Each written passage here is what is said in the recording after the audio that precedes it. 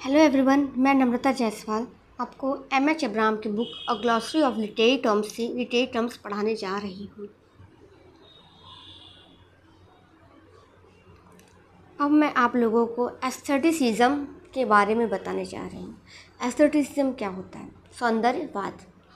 In his Latin treatise entitled Aesthetica 1750, the German philosopher Alexander Baumgarten applied the term aesthetica to the arts. German के philosopher हैं Alexander बॉमगर्टन। इन्होंने Latin treatise, Latin में एक निबंध लिखा था, उसमें यह टर्म यूज़ किया है एस्थेटिका। और ये जो निबंध लिखा है इन्होंने 1750 में लिखा है। किस फील्ड में लिखा है? आर्ट्स के फील्ड में। एस्थेटिका जो रिलेट कर रहा है टर्म, ये किससे रिलेट कर रहा है? आर्ट्स कला से। Of which the aesthetic end is the perfection of sensuous cognition. इनके अनुसार क्या है, जो किसी भी आर्ट का, पेंटिंग हो, राइटिंग हो, उसकी जो इंड होती है वही उसका क्या होता है? परफेक्शन होता है। और वो क्या होता है? End is the perfection of sensuous cognition. अगर उसमें क्या है? भावमय, सेंसुअस मतलब भाव्य, कॉग्निशन उपलब्धि है, अगर वो हमारे इंटरनल फीलिंग को, सेंसेस को इवोक कर दे रहा है, हम उसको प्लेजर पा रहे हैं, तो वो क्या है? एस्थेटिक इंड है उस वर्क का। As such this is beauty. और यही क्या है? उस सौंदर्यवाद की सुंदरता है कि उसका जो परफेक्शन है उसमें निहित है कि वह हमारे अंदर जो सेंसेस है, हमारी फीलिंग्स जो है उसको क्या है? प्रोवोक कर देता है। इन प्रेजेंट यूज़, और अगर प्रेजेंट यूजेस की बात करें तो एस्थेटिक्स यह एक ग्रीक का टर्म से, ग्रीक में से क्या मतलब है? Pertaining to sense perception. जो क्या करता है? संबंधित करता है। पर्टेनिंग मतलब रिलेट करता है किससे? हमारे सेंस परसेप्शन पे। जो भी चीज़ हम सेंस से थ्रू देख रहे हैं, वो हमें फील हो रहा है, वो हमें इंजॉय दे रहा है, that's enough according to the aestheticism. Designates the systematic study of all fine arts. जितने भी फाइन आर्ट्स हैं उसके जो डिज़ाइनेट्स करता है लगातार सिस्टमेटिक स्टडी को। As well as the nature of beauty, beauty जो nature of beauty of any object, किसी ऑब्जेक्ट में जो उसकी ब्यूटी है, जो उसकी प्रकृति, उसको अध्ययन करता है। वेदर नेचुरल और आर्टिफिशियल, कोई भी थिंग हो गया, वो या तो नेचुरल होगा या आर्टिफिशियल होगा, जिससे हमें क्या मिल रहा है? सेंस, हमें एस्थेटिसिज्म हमको देखने को मिल रहा है, हमें प्लेजर मिल रहा है। तो वो क्या कर रहा है? वो हमारा क्या कर रहा है? सिस्टमेटिक स्टडी ही एस्थेटिसिज्म के अंतर्गत किया जाता है। एस्थेटिसिज्म और अल्टरनेटिवली द एस्थेटिक मूवमेंट, इसको क्या कहते हैं? एस्थेटिक मूवमेंट भी आपको देखने को, नाम सुनने को मिल जाएगा। Was a European phenomena. ये कहाँ से आया था? यह कहाँ की घटना है? यूरोपियन की। यह मतलब जो एस्थेटिसिज्म का विचार निकल के आया वो यूरोप से आया था। During the latter part of the 19th century. कब आया था? जब 19th सेंचुरी में। That its chief headquarter in France, इसका चीफ हेडक्वार्टर कहाँ है? फ्रांस में। इन अपोजिशन, और जो ये एस्थेटिसिज्म आया था ये विरोध कर रहा था, in opposition to dominance of science, विज्ञान का क्या कर रहा था? डोमिनेंस का अपोजिशन कर रहा था। And in defiance of the wide spread indifference और hostility of the middle class society. Defiance मतलब चुनौती दे रहा है। किसको चुनौती दे रहा है? द वाइड स्प्रेड इंडिफरेंस, जो इंडिफरेंस क्रिएट हुआ है या हॉस्टिलिटी है, जो शत्रुता दिखाई गई किससे? मिडिल क्लास सोसाइटी से और उनके टाइम्स की आर्ट से। And that was not useful and did not teach moral values. कि जो ये कंसेप्ट आ गया था कि आर्ट जो है कोई भी टाइम का हो, मिडिल क्लास सोसाइटी को, वो क्या करे? मोरल वैल्यू को टीच करे।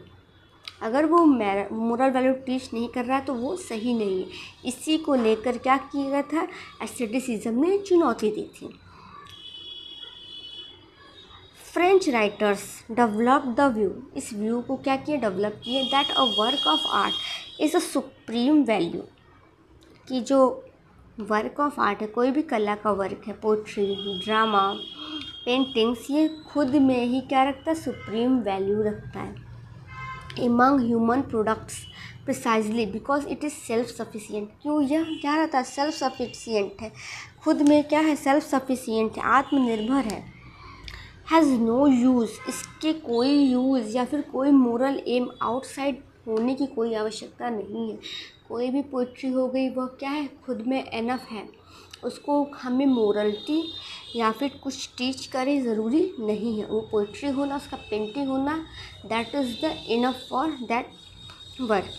इट्स ओन बीइंग, उसका खुद में ही होना बहुत होता है।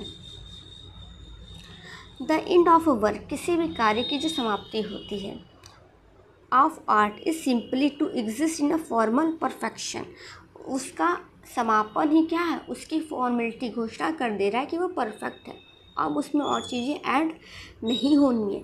That is to be beautiful, और वह क्या है, उतने में ही क्या है, सुंदर है। And to be contemplated, and to be contemplated, और वो वही चिंतन के विषय है। As an end in itself, उसका जो कंप्लीट हो गया उसके बारे में ही सोचना एनफ है। उससे हम मीनिंग निकालें कि हमें वो लाइफ लेसन्स क्या दे रहे हैं, मोरल लेसन क्या दे रहे हैं, टीचिंग्स क्या दे रहे हैं, यह नहीं करना चाहिए according to the aestheticism. A rallying cry, इनका नारा क्या था, किसका, एस्थेटिसिज्म का। बिकम द फ्रेज, यह फ्रेज बन गया था। ला आर्ट फॉर ला art, means art for art sake, जो कला होता है वो केवल कला के लिए, आप उसको फील करिए, वो आपको सेंसेस को रिलैक्स दे रहा है, प्लेजर दे रहा है, आपके फीलिंग्स को इवोक कर रहा है, that's enough. The historical roots, जो इतिहास इसका रूट है किसका, एस्थेटिसिज्म का, are in a view proposed by the German philosopher Immanuel Kant in his Critique of Judgment 1790। Immanuel Kant ने एक वर्क लिखा था 1790 में, क्रिटिक ऑफ जजमेंट। जब भी हम किसी कार्य को, किसी भी आर्ट को देखते हैं, उसका जजमेंट करने जाते हैं, तो उसके जजमेंट में हम क्या देखते हैं, हम अपनी सब्जेक्टिविटी ला देते हैं कि यह वर्क, यह जो आर्ट है, ये यहाँ पे मुझे सही नहीं लग रहा है, यहाँ पे बहुत अच्छा लग रहा है।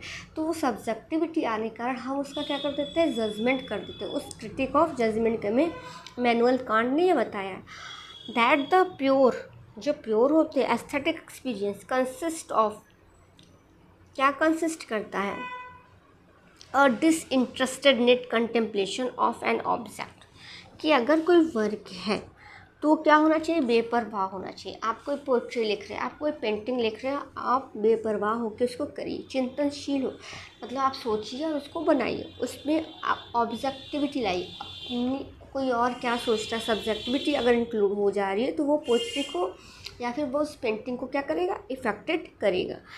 Aesthetic experience consist of a disinterested contemplation of an object. अगर ऐसे ही हम बात करें जो पिकासो की पेंटिंग्स हो गई, उनकी पेंटिंग्स क्या थी, वो डिसइंटरेस्टेड, कि कोई पसंद करे या ना पसंद करे, उनकी पेंटिंग्स ही अलग टाइप की थी।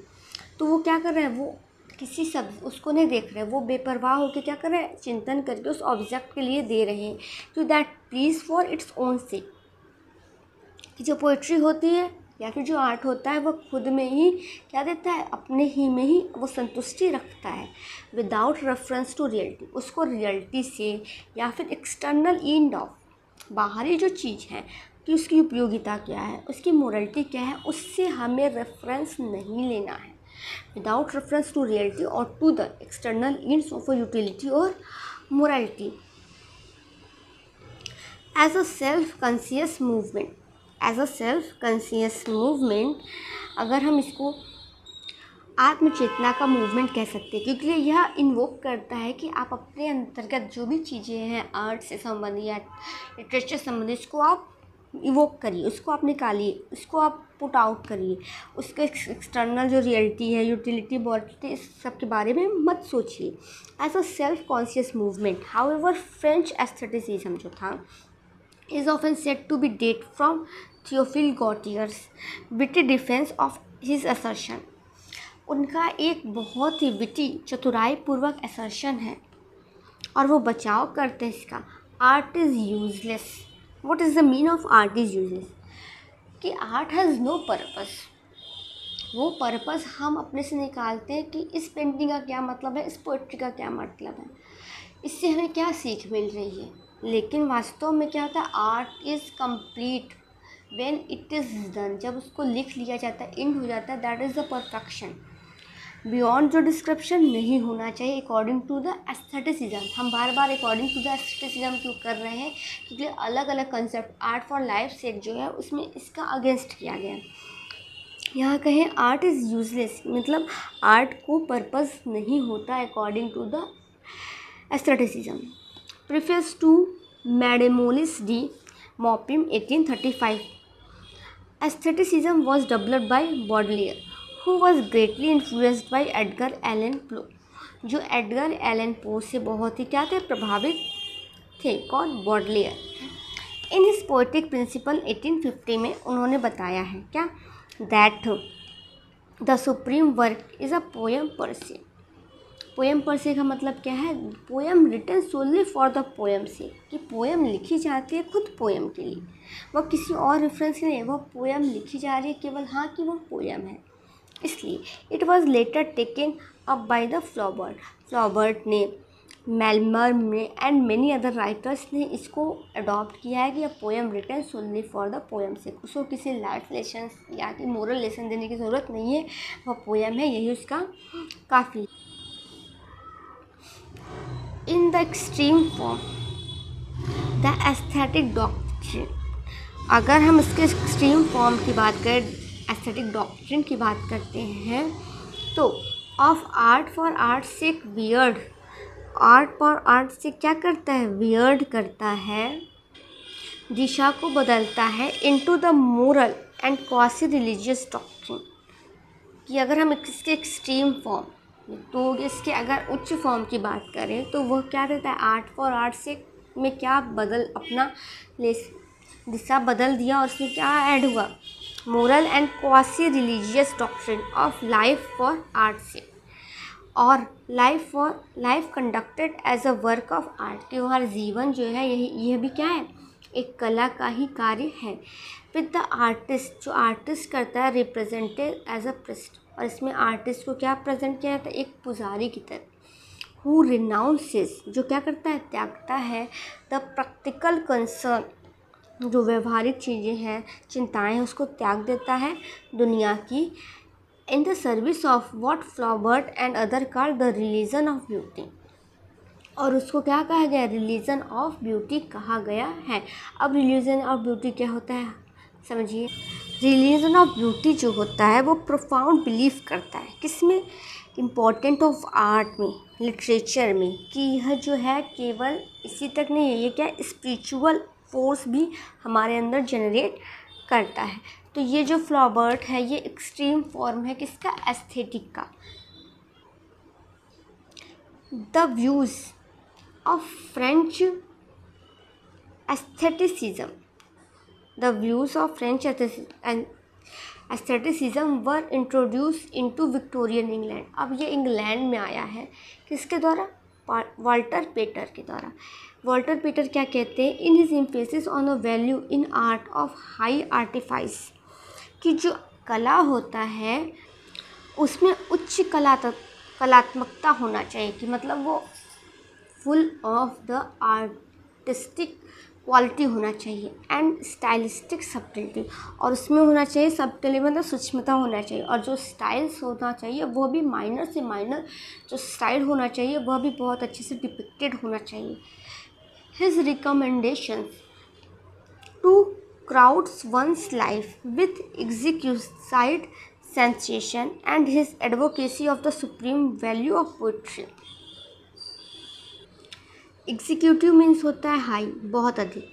वो क्या करता है, क्राउड फुल लाइफ, किसी की भी ज़िंदगी को क्या करता है, बहुत अधिक सेंसेशन से फील कर देता है, क्या कर देता है, फील कर देता है, क्या, एस्थेटिसिज्म एंड हिज एडवोकेसी, और वो वकालत करते हैं किसके, सुप्रीम वैल्यू ऑफ ब्यूटी, कि वास्तव में जो ब्यूटी है वो बहुत वैल्यू रखती है। हम हर एक चीज़ों में क्या देखते हैं, एस्थेटिसिज्म, क्या देख रहे हैं कि ये सुंदर है कि नहीं है। पोइट्री हो गया, पेंटिंग हो गया, सबकी अपनी अपनी चॉइसेस है, और जो उसकी चॉइस है वो उनको क्या दे रही है, रिलीफ दे रही है। And the love for art for its own से, और उसको हम लव करते केवल उसके होने से, किसी पोइट्री को वो लव करते हैं कि उसके होने से, दैट्स एनफ। द रिनेसा जो वर्क है 1873, ये बहुत ही फेमस वर्क है वॉल्टर पेटर का। किसका वर्क है? वॉल्टर पेटर का है। The artistic and moral views of aestheticism were also expressed. जो आर्टिस्टिक और मोरल वैल्यूज़ हैं वह एस्थेटिसिज्म में भी एक्सप्रेस किया। अभी तक देखेंगे आप मोरल वैल्यूज़ ऐड नहीं हुए थे, लेकिन अब मोरल वैल्यूज़ ऐड हो रहे हैं। किसके द्वारा ऐड हो रहे हैं? वह क्या दिखा रहा है? The artistic and moral values of aestheticism were also expressed किया है। किसने? Algernon Charles Swinburne and by English writer of 1890 such as Oscar Wilde, author Simon Lionel Johnson, as well as artist. किसके द्वारा? By the artist J.M. Whistler and Aubrey Beardsley. The influence of ideas, ये जो विचारों का प्रभाव है stress करता है एस्थेटिसिज्म। एस्थेटिसिज्म क्या है? आइडियाज़ बेस्ड है कि आप किस आइडियाज़ से पेंटिंग बना रहे हैं, किस अच्छे आइडियाज़ से पोएट्री लिख रहे हैं। Specially the view of auto now self sufficiency, कि वह क्या है? आत्मनिर्भरता है, कि आपका एक अलग तरह का कॉन्सेप्ट क्रिएट होके आया है of a work of art में, उस कला में। The emphasis on the importance of craft and artistry, और आपके उस क्राफ्ट की, उस आर्टिस्ट्री की इम्पोर्टेंस को एस्थेटिसिज्म एडमायर करता है। And the concept of a poem, और जो पोएम का कंसेप्ट है या नॉवेल का कंसेप्ट है एज एन इंड इटसेल्फ, जो उसकी समाप्ति है, और as invested with instinctive values, उसमें खुद ही आंतरिक मूल्य छुपे रहते हैं। बाहर से उसमें वैल्यू डालने की, अपने थॉट से सब्जेक्टिविटी लाने की ज़रूरत नहीं है। वह खुद ही ऑब्जेक्ट के रूप में दिखा दे रहा है कि हमारे अंदर क्या ब्यूटी है। जैसे रोज़ है, रोज़ रेड कलर का है, इसकी स्मेल अलग है, वो खुद ही बता दे रहा है कि हमारी क्या विशेषता है। आप बाहर से उसको अपने अनुसार उसमें ऑब्जेक्टिविटी जो ला दे रहे हैं, सब्जेक्टिविटी जो ला दे रहे हैं कि हाँ ये इसमें कांटे हैं, अरे उसकी क्वालिटी है वो इसकी। तो एक पेंटिंग जो होती है या लिटरेचर की होती है, उसकी एक सर्टेन क्वालिटी होती है। उस फीचर को आपको समझ के उसके आंतरिक वैल्यूज़ को क्या करना चाहिए? इन्वेस्टेड करना चाहिए। हैज़ बिन इम्पॉर्टेंट, और वही एस्थेटिसिज्म के अनुसार क्या है? इम्पॉर्टेंट है। In the writing of prominent 20th century authors, कुछ 20th सेंचुरी ऑथर्स ने भी एस्थेटिसिज्म को अडॉप्ट किया है कंसेप्ट को, जैसे कि सच एज W. बेट्स ने, T. हल्म ने, T.S. एलियट ने। इसके अलावा ही साथ लिटरेचर थ्योरिस्ट और न्यू क्रिटिक्स ने भी इसको अडॉप्ट किया है।